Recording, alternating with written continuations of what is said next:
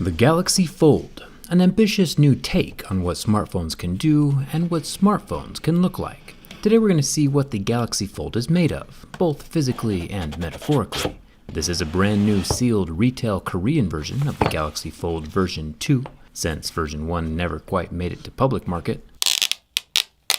Maybe if we bend this fold backwards far enough in the wrong direction, we can snap it into two phones instead of just one. You never know unless you try. Let's get started.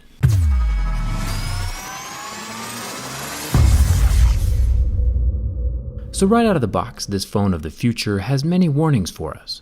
Avoid pressing too hard on the screen, only tap it lightly. The phone is not water or dust resistant, and don't allow any foreign objects into it. Also, don't attach anything to the main screen, no screen protectors. And keep the fold away from objects affected by magnets, like credit cards. Those all seem like pretty big issues to me. Cell phones are quite possibly some of the most accidentally abused pieces of technology on the planet, and Samsung's, they're telling us not to touch it very hard. Not very confidence-inducing. Before we commence the first fold, let's see what's inside the box. Underneath the phone holder, we have a note written in what looks like Korean. Google Translate on my Galaxy S8 Plus shows that it's another little hype paragraph for the phone. The Galaxy Fold also comes with a case, a very thin layer of carbon fiber material that just snaps onto either half of the phone. I guess any protection is good protection. And underneath that we have the wireless Galaxy earbuds and the normal USB-C charger. Let's get back to the fold. Right off the bat, this thing definitely feels good. It feels solid, well engineered, and very well planned out. Even without folding it yet, there is a visible crease running down the center of the display. It's not as visible when the screen is turned on, but still definitely there. Now this is only the second folding smartphone I've ever come across in real life. But while folding, it's definitely the better feeling of the two. The hinge makes the phone feel like it's supposed to bend, easily and smoothly, and then softly clicks into the closed position, and is held shut with its magnets. And it does all this very gently. When I would fold the Royal FlexPi hinge, the foldable phone I tested previously, it was more of a spring that always wanted to stay in the open position, and it did not want to fold on its own free will. The Galaxy Fold feels much more natural. Honestly, if this phone survives the durability test, I might even switch to it as my daily driver. It feels pretty awesome. The Fold also has a much smaller profile than the FlexPi. The Royal FlexPi, seen here in its very well-loved condition, it has a much larger footprint than the Galaxy Fold when it's opened, as well as when it's closed. As a matter of fact, the closed FlexPi is as big as the Galaxy Fold is when it's opened, and both of them have some very strong magnets inside. So as far as, form factor goes when talking about phones, I think the Galaxy Fold comes out on top. Its smaller design makes it seem more like a phone, and the FlexPi is more of a folding tablet. The Galaxy Fold has a fully functional front display, and can control the whole phone from here. I can activate the front-facing camera, and then fold open the phone to switch to the internal screen, and smoothly switch to the internal front-facing camera all at the same time. This thing has 6 total cameras, which we'll get to in just a second. This thing is kind of mind-blowingly futuristic. It doesn't register that the phone is closing until it actually clicks shut, and then I can go back to using that front screen like a normal phone if I wanted. It's time to start seeing what this fold is made of. My Mohs hardness picks can numerically tell the difference between different minerals and materials. Plastic scratches at a level 3, glass scratches at level 5 or 6, and sapphire would scratch at a level 8 or 9. This front display is 4.6 inches with a 720p resolution and starts scratching at a level 6 with deeper grooves at a level 7. Pretty normal for a smartphone, even though this phone is anything but normal. Let's mosey on into the inner display. This thing is much larger at 7.3 inches. With all of Samsung's warnings about the inner display and the previous recall due to display fragility, we kinda knew this was coming. But still, seeing scratches at a level 2 with deeper grooves at a level 3 kinda just hurts a little. The Galaxy Fold has a screen hardness comparable to Play-Doh, soggy bread, or a $2,000 stick of chewing gum. Even my fingernail can do considerable damage to the screen. Granted, we knew the display would need to be made from soft plastic since glass doesn't bend too well, but it's still unfortunate that there's no way to safely add a screen protector. You might be asking yourself, but what happens if dirt or sand from my pocket gets caught between the two halves of the phone when it gets closed? Won't that damage the screen? And most definitely, if the grain of sand or piece of dirt is big enough, it will definitely leave an indentation on either side of the screen. There is a small gap between the two halves, so dust and dirt could slip out, but that same gap could also allow for stuff to slip in. So if you get this phone, it might be a good idea to vacuum out your pockets every morning before you put on your pants.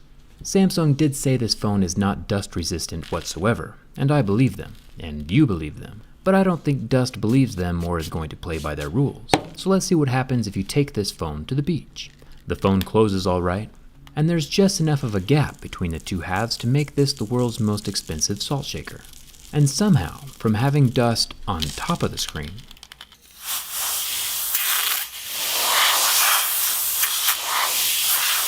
there's now sand permanently grinding inside of the phone hinge, which is unfortunate. The screen has a few new minor nicks, scratches, and divots, but it's still amazing how quickly the dust got inside the phone. I understand this was a lot of little rocks, but still, the phone's only been alive for about 5 minutes. I thought the newly added hinge lips were supposed to help keep dust out, and they don't seem to be working too well. Samsung says they mimic the precision of watch mechanics, with a lot of little gears inside for smooth articulation. Those internal gears definitely need more dust and dirt protection than what they have right now. We'll get a closer look at how the hinge works from the inside during the teardown. The frame of the Galaxy Fold is made from metal, along with both the power button and volume rocker, both metal. At the top of the phone we find a microphone hole and a loudspeaker grill. And right about here is where we see the unfortunate gravity of soft displays. Did you catch that? Let's rewind a little and watch that again. While I'm rotating the phone, the tip of my razor catches the raised lip around the edge of the dynamic AMOLED display and pops the pixels like a marshmallow on a roasting stick, literally killing an entire line of pixels across the screen on the Galaxy Fold. One wrong move, one little accident, and now the whole top section of my phone is dead. Pixels, as well as touch sensitivity. The whole thing has gone kinda haywire, all from that one little prick. This would never happen inside of a normal phone, and now the Fold screen doesn't even want to turn on half the time, and we haven't even gotten to the bin test yet. I'm not a huge fan of this new development. Let's keep going anyway. The Galaxy Fold does have a SIM card tray, but no expandable memory. At least this tray has a rubber ring to keep some dust out. If only the rest of the phone had this same feature. The bottom of the phone has USB-C and no headphone jack. But since Samsung actually included a pair of wireless headphones in the box, I'm pretty okay with it. The center articulated spine of the Galaxy Fold is made from metal. It's also interesting to note that Samsung has carved their logo and inlaid little reflective letterings inside each of the little grooves. This usually looks super cool for about the first year or so, and then the letters fall out. We've seen it happen on some of the old school Nexus phones. The back panel is made from glass, which is good. It makes sense for a phone at a $2,000 price point to be made from glass. The raised front lip around the edges of the inner screen is made from plastic.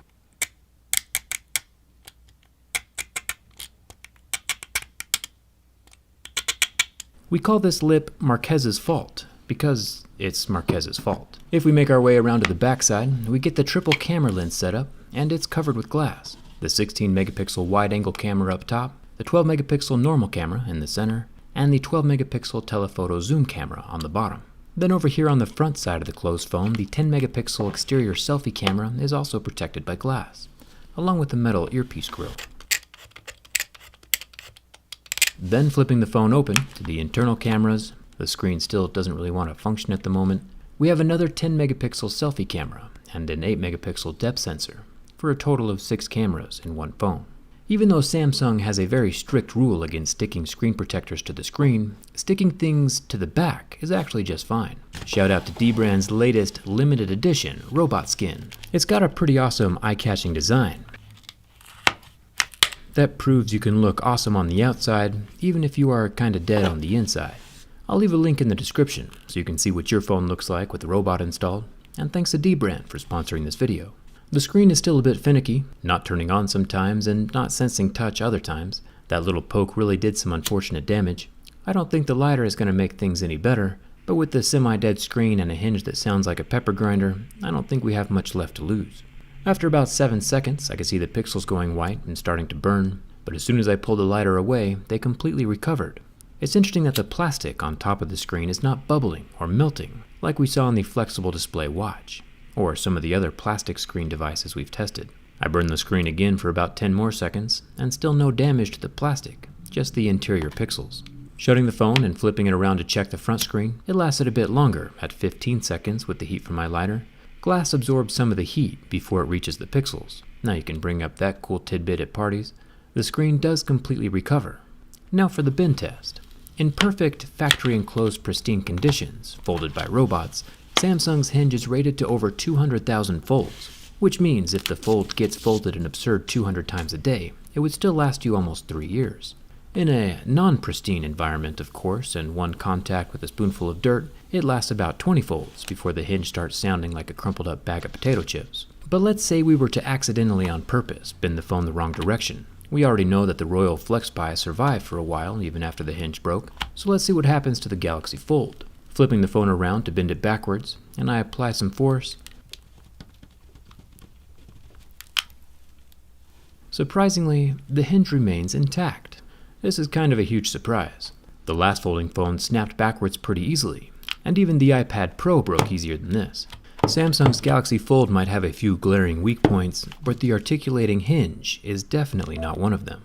The whole phone still folds in the correct direction, but when folded back the wrong way, all I get is a gentle curve, but no permanent damage. The hinge is just as strong as Samsung's normal, non-folding flagships. Pretty incredible. The antenna line is cracking along the frame, but the hinge itself is still 100% functional, and the device is still in one piece. This is a tough one. How should we categorize the Galaxy Fold? The structure of the phone is still intact, but the inner screen is basically unusable from that accidental poke I made earlier. Should we say the Galaxy Fold passes the durability test, or failed? Let me know down in the comments. Personally, I think when Samsung figures out how to seal the hinge from dust and find a way to allow screen protection, this foldable phone format is going to be a winner. Do you see yourself ever using a foldable phone? Hit that subscribe button. I'll be right here testing out Samsung's next folding phone as well. And don't forget to check out Dbrand's robot skin with the link in the description. Come hang out with me on Instagram and Twitter, and thanks a ton for watching. I'll see you around.